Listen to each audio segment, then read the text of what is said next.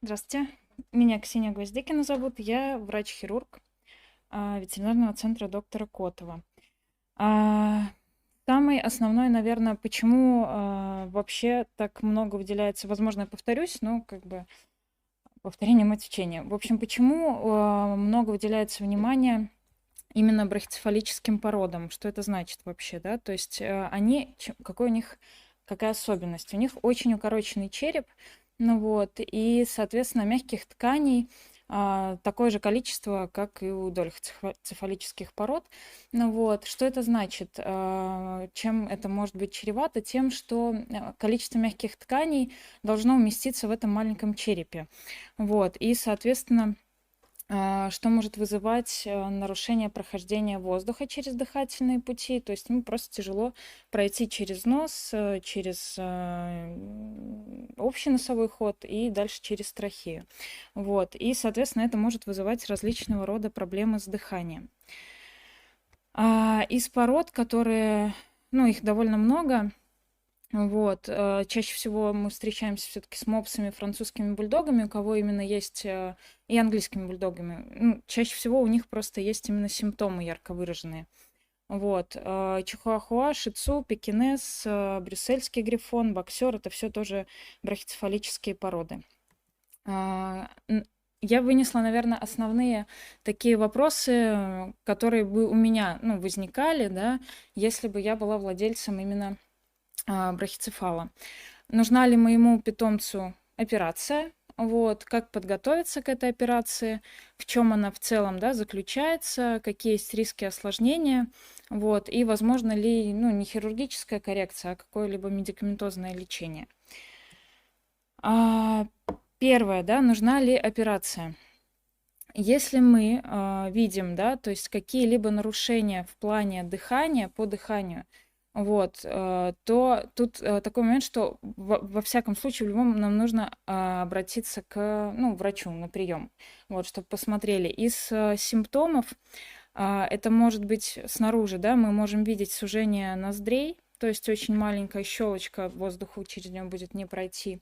Возможно, быстрая утомляемость, одышка, ну вот, в целом затрудненное дыхание, различного рода хрипы, храпы, ну вот, и приступы, то есть приступы как обмороки, по сути, то есть которыми могут предшествовать тоже вот какой-то хрип, ну, то есть как будто не может собачка вдохнуть и, соответственно, теряет сознание сразу после этого.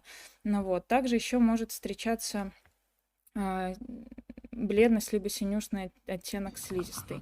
Как это выглядит? Ну, хрипы, храпы примерно так, то есть вот это вот, да, так называемая, не знаю, ну, если в медицинском это стертер. Ну вот, они могут в целом так постоянно дышать, либо когда, допустим, там какая-то нагрузка была, и при нагрузках, ну вот, появляться могут хрипы. Здесь мы видим, что у мопсика, да, именно сужены тоже ноздри, ему, ну, тяжело, по сути, вдохнуть, он периодически открывает рот для того, чтобы попадал воздух.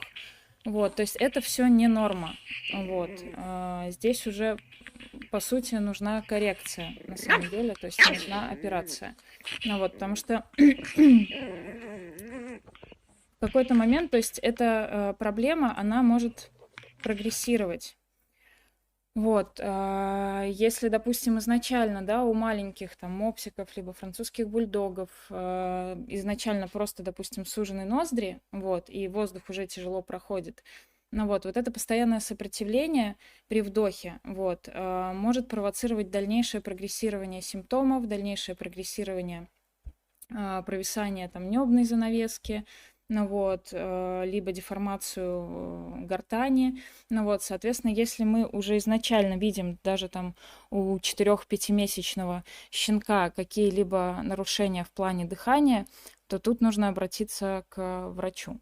Вот, и как подготовиться, да, то есть мы приходим, осматриваем, понятно, да, исключаются какие-то сопутствующие заболевания, потому что есть, допустим, если особенно это касается уже возрастных, если есть какие-то патологии со стороны там именно легких, либо трахеи, то есть какой-то трахеобронхит, ну вот, либо, возможно, ринит, допустим, воспаление слизистой носа, да, что в целом Для брахицефалов тоже довольно характерно. Но вот сначала мы занимаемся, ну, если нет угрозы риска, угрозы, ну, там, жизни пациента, то сначала мы занимаемся проблемами с дыханием именно вторичные уже, да, вот, их пролечиваем, дальше уже идем на коррекцию. Вот. Перед операцией обязательно проводится обследование. Ну вот, из обследований, как правило, если мы говорим о молодых пациентах, где-то там до, там, не знаю, может быть, года, ну вот, то это УЗИ сердца проводится, вот, и анализы крови тут уже скорее у более старших, то есть либо если есть какие-то патологии дополнительные. Вот. Как проходит операция, да, то есть делается ларингоскопия, вот, мы осматриваем саму гортань, само мягкое небо, ну вот, и, соответственно, решаем, что конкретно нужно нам скорректировать, что мы можем сделать.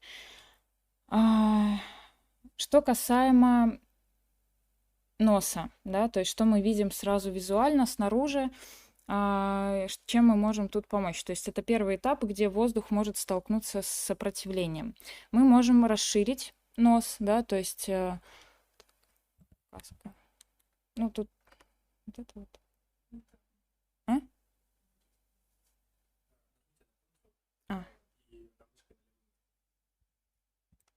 вот. Вот это, ну, по сути, здоровый нос, да, когда у нас есть отверстие, да, для того, чтобы воздух в целом прошел. Вот здесь мы видим нос брахицефала. Видно, что щелочка совсем маленькая, и понятно, что воздуху будет тяжело через нее пройти. Вот. В чем заключается операция? Мы, по сути, вырезаем треугольник, вот, и сшиваем края, тем самым расширяя сам просвет, вот, чтобы воздух свободнее проходил. Ну, из примеров, да, то есть вот мы видим нос не корректированный, ну вот, и здесь рядом уже после коррекции, то есть видно, что тут вот эта вот часть, она стала шире, ну вот. Некоторым просто на самом деле, вот особенно маленьким пациентам, у которых еще не спрогрессировали, да, вот эти проблемы, возможно, только понадобится коррекция, ну, носа. Вот. И дальше уже он будет себя чувствовать хорошо, пройдут там хрипы вот эти вот. Ну вот. Что касаемо послеоперационных назначений, что мы, как правило, делаем. Назначаются обработки швов. Вот. Это может быть либо раствор натрия хлорида, либо раствор хлоргексидина.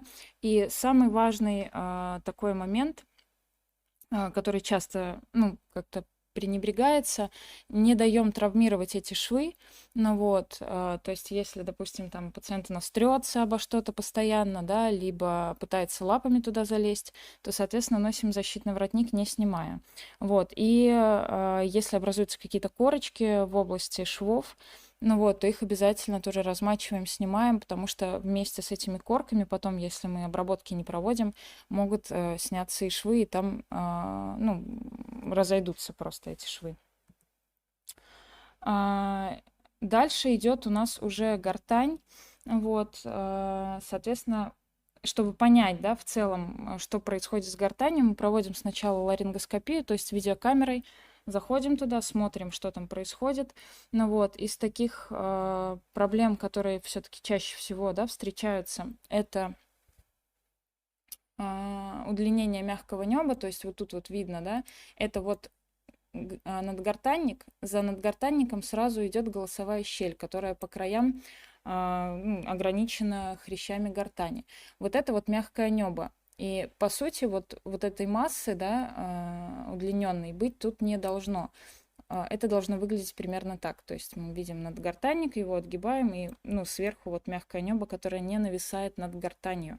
Ну вот, то есть оно не перекрывает вот получается просвет гортани, вот эта вот щелочка, а вот мягкое небо. Когда оно удлинено, вот получается вот такая ситуация, что гортань, по сути, просвет, да, он закрыт. И вот эти храпящие звуки при дыхании.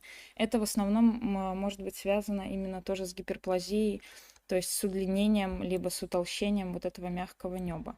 Ну вот, как это выглядит на ларингоскопии? То есть мы заходим в рот, смотрим, ну вот, это норма. То есть вот получается хрящи гортани по бокам, вот они, вот, и им, ну, как бы, по сути, тут просвет свободен, ничего нигде не нависает, вот, соответственно, воздух может нормально проходить дальше в трахею. А если говорить о, как выглядит это...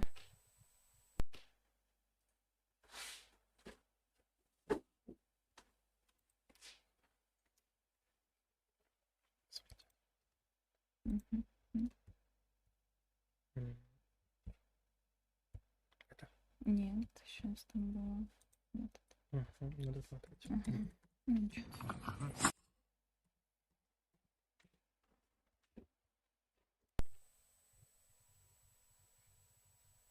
Соответственно, вот мягкое небо, то есть мы тоже зашли в ротовую полость, и видно, даже надгортанника тут, по сути, не видно. То есть все перекрыто, по сути, весь просвет, ну вот, вот этим удлиненным и утолщенным мягким небом. Ну вот, понятно, что воздуху через вот эту вот массу нормально не пройти. Оно может заваливаться туда за надгортанник, может наоборот. Ну вот, но это в любом случае препятствие, и, соответственно, может вызывать симптомы и, ухудшать качество жизни пациента. Ну вот. Презентация почему-то. Сейчас.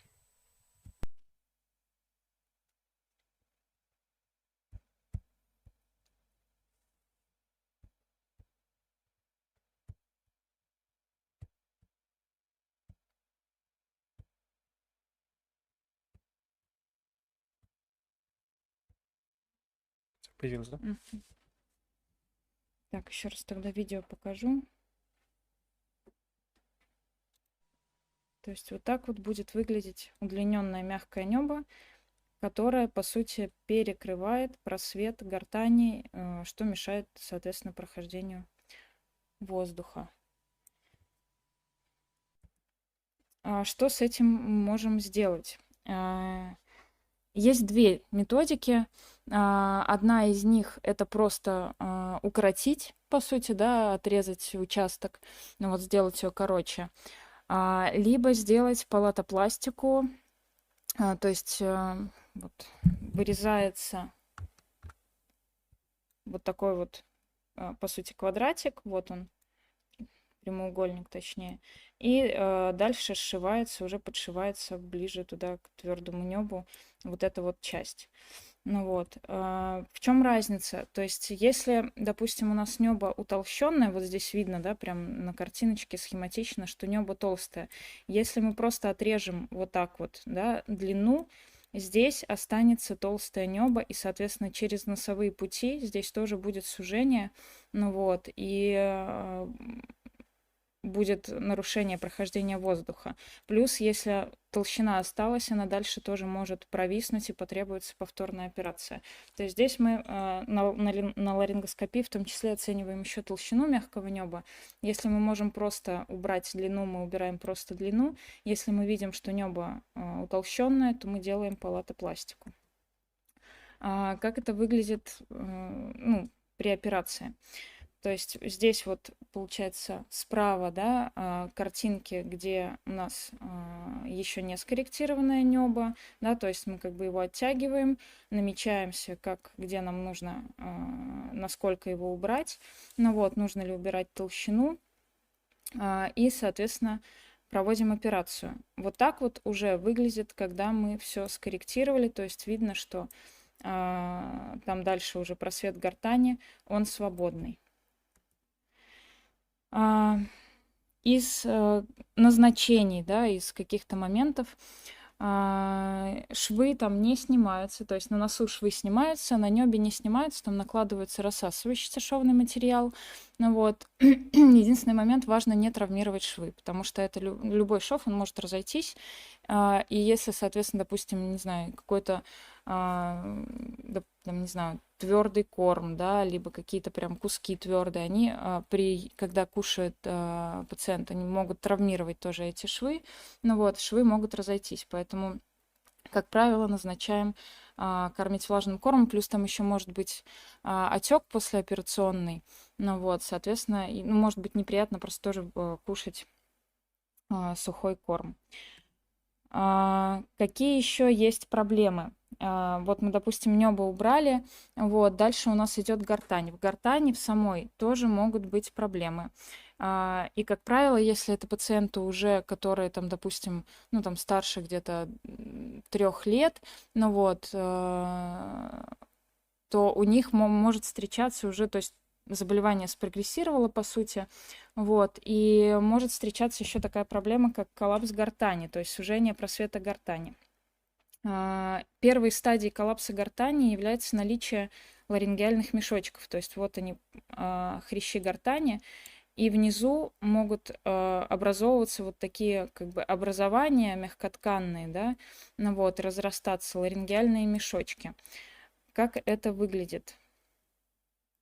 То есть тут мы видим небо, видим, ну, уже скорректированное, вот, и дальше просвет гортани, его нету, по сути, тоже. Ну вот, то есть это трахея, уже мы вошли, а здесь какая-то вот масса, да, которая перекрывает практически весь просвет. Это ларингеальный мешочек. Ну вот, и, соответственно, если мы при ларингоскопии, когда проводим, видим наличие вот этих ларингеальных мешочков, мы их просто отрезаем. То есть тут швы никакие не накладываются. Ну вот, мы его немножко подхватываем, подтягиваем, вот, и отрезаем.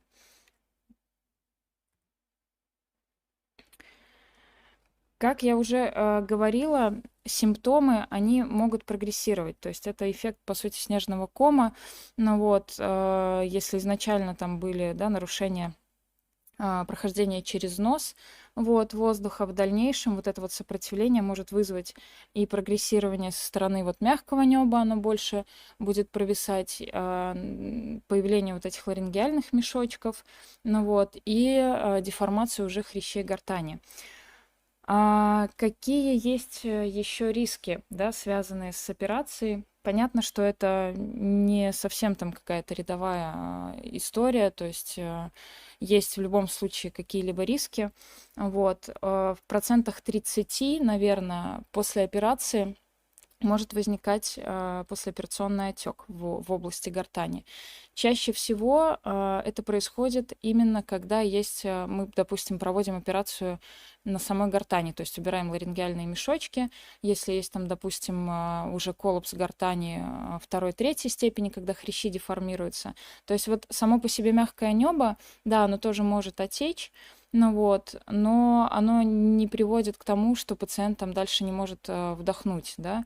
Вот. А если мы убираем ларингеальные мешочки, там очень мало пространства, соответственно, даже какой-то минимальный отек может привести к тому, что, ну, будет совсем непродуктивный вдох, то есть пациент просто вот не сможет вдохнуть. Ну вот. В некоторых случаях просто с этим мы можем тоже бороться, то есть если мы видим, что начались какие-то там в течение там, после там, 8, там, как правило, где-то в течение 12 часов этот может отек возникнуть. Вот. Если мы видим, что пациенту не вдохнуть, ну вот, то, соответственно, мы тогда ставим уже трахеостому, вот, то есть делается дырочка в трахее, мы туда вставляем трубку и, соответственно, ждем, пока отек спадет. Ну вот. Ждем, пока отек спадет. Он может спадать где-то в течение 3-5 дней, и на это время, скорее всего, пациент будет находиться в клинике. Вот. Что касаемо постобструктивного отека легких, да, то есть тут какой момент есть в плане... Сейчас. Основной вопрос, который тоже может возникать, нужно ли оперировать. То есть вот по сути, да, там он, ну, храпит, хрипит, вроде как не страшно, мы там прооперируем, ну вот, потом у него будет отек, да, и, соответственно, ну, операция там не пройдет там успешно условно. Ну вот, нужно понимать, что точно так же, да, если у нас есть гиперплазия мягкого неба, либо вот эти ларингеальные мешочки, либо коллапс гортани, можно просто не успеть довести до клиники. То есть если вот начались какие-то прям серьезные проблемы с дыханием, спровоцированные там жарой, нагрузкой, либо эмоциональным каким-то, да, всплеском, ну вот, то, соответственно, пациент начинает задыхаться, и можно просто не успеть, даже если мы там, ну, не знаю, вот вы привезли, он еще условно там в сознании, вот, но там очень долго, да, у него была вот эта вот обструкция, может развиться отек легких, который в дальнейшем может привести к смерти.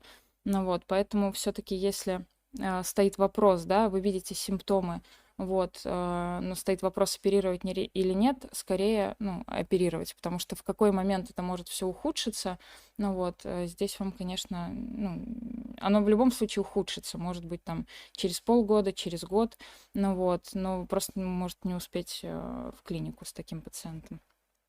Вот. А, Какие еще есть моменты, что может ухудшить ситуацию, да, как правило? Коллапс гортани, то, что я сказала, первая стадия — это когда есть вот ларингеальные мешочки, да, наличие ларингеальных мешочков — это первая стадия. Вот. Вторая стадия, когда хрящи гортани, они соприкасаются друг с другом, ну вот, это вторая стадия. И третья стадия, когда они, по сути, уже прям деформировались и друг за дружку находят, то есть просвет еще больше сужается.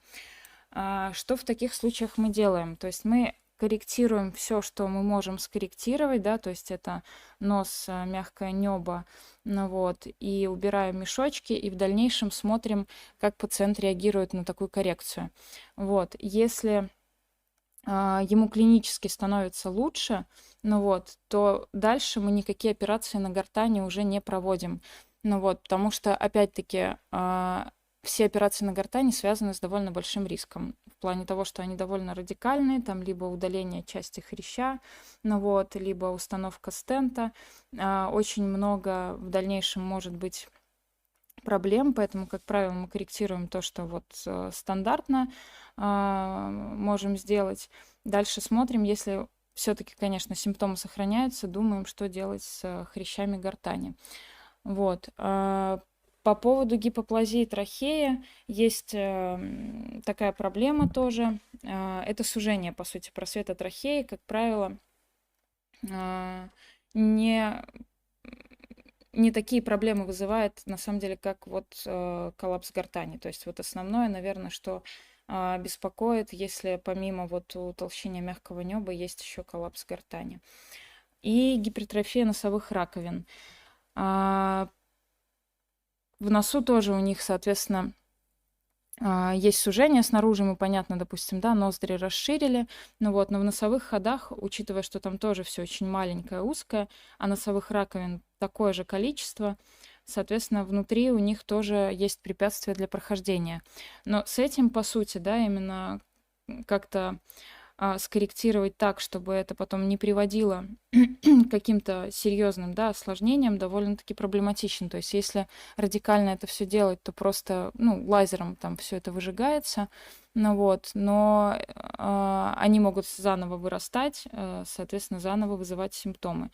Поэтому, опять-таки, мы корректируем, как правило, нос, корректируем мягкое небо, удаляем мешочки, если они есть, и дальше смотрим. Если качество жизни пациента улучшилось, вот, то, соответственно, мы уже ну, внутри носовые ходы не трогаем. Вот. У меня все. Если какие-то вопросы есть. Если собака есть, была успешная, допустим, операция, Мгм. может быть повтор, рецидив, зарастание тканей. Оно, в принципе, может быть повтор. Вот, то есть, учитывая, что все равно мы там, допустим, да, в носу вот эти вот носовые раковины, да, не убираем, потому что это, ну, довольно-таки травматично. Ну вот, оно может прогрессировать снова, ну вот, но в плане веса это очень прям предрасполагающий фактор. То есть, да, ну, как бы может стать хуже. Поэтому именно в плане набора веса, в плане температурного режима, да, ну вот, эти все рекомендации, они в любом случае остаются. Ну вот. А повторная коррекция возможна? Ну, Да, возможно. Да, да. Ну, как правило, это мягкое небо и вот, возможно, мешочки там повторно. Ну вот. Нос мы уже там повторно, как правило, не трогаем. Ну вот. Из таких вот проблем, которые могут прогрессировать, это вот коллапс гортани как раз. То есть, допустим, мы там корректировали, да, изначально там была какая-нибудь вот первая стадия, да, только мешочки, ну вот, и мы скорректировали, потом там через год, допустим, пациент приходит, а у него коллапс гортани спрогрессировал, то есть там уже есть деформация хрящей, ну вот, но тут уже в зависимости скорее от там состояния пациента мы думаем, там, либо мы пока как бы, опять-таки, если там может быть еще лишний вес, да, там, либо какие-то стресс-факторы, мы стараемся вот это все убрать, ну вот, и дальше смотрим, если все-таки симптомы сохраняются, уже что-то надо будет делать с гортанью. Ну вот. лишний вес не является проблемой операции. Видно она потом.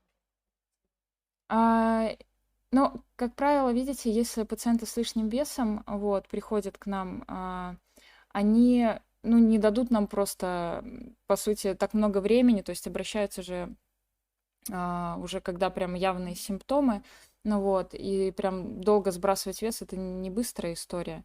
Ну вот, но противопоказанием это не является. То есть, если мы видим ярко выраженные симптомы, то мы оперируем и параллельно дальше снижаем вес.